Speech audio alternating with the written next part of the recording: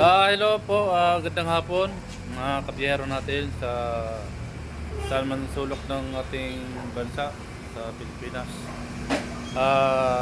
Itong aking truck to ay nilalakaw ng takip ng battery sa routine at ang takip ng plancha na aluminum.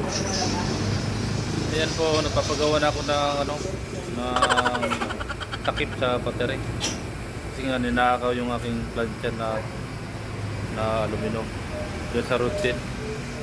Yan po mga kabiyero, yan po kadalasan kinukuha nila kasi wala pong lock yan eh. Nahuhugot lang nahuhugot yan ng mga bata. Ayan na po yung makapal na bakal ng aking pinakip nyo sa battery. Pinutasan nila. Ayan o. Yan po ang kadalasan na ito kasi aluminum to eh. Bakal. Ay yung pangsahig. Mahal kasi ang kilo nito kaya hindi na namin nahabol yung bata kasi ang bilis eh. Hinakaw yung aming takip ng battery. Yan po, ingat po kayo mga kabiyero. Daming mga magdanakaw dyan sa routine. Kahit nga po ay nakahinto ka sa routine, alam mo naman dyan sa routine, truck lane. At maraming mga magdanakaw, tinitignan lang yung mga sahig ng ating takip ng battery. Kung hindi ko lalagyan ito, mananakaw yung battery natin. Ayan po ang aming gumagawa.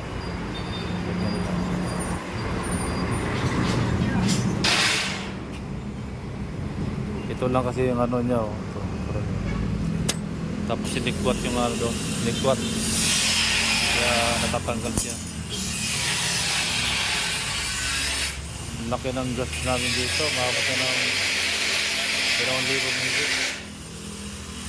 Labor 1.5. Tapos materialis pa.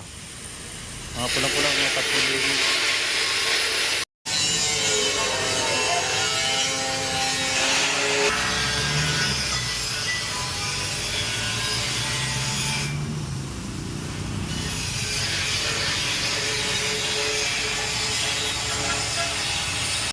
Mag-iingat kayo dyan sa routine ha. Dami magnanakaw dyan sa routine. Kita mo yung truck ko oh. Wala nang takip. Maraming magnanakaw sa routine. Mga bata. Perwisyo sa tracking. Magawa, magkano labor? 10,000. Kaya nga, hindi nasama yung battery. Magawa na ako ng takip oh. Oh, takip ng battery. Nakakaperisyo yung mga nasa routine, mga magnanakaw. Hanap buhay na nila. Hanap buhay na nga lang ng mga bata eh. Naku kung... Yan oh, nagpapagawa na ako oh. Takip, para hindi masilip yung battery. Turilyohan na lang. Walang imposible talaga sa mga magnanakaw. Paborito nila yung mga ganyan takip na mga aluminum. Ayun o. Grabe yung magnanakaw talaga. Yan yung takip ko sa bakal na solid.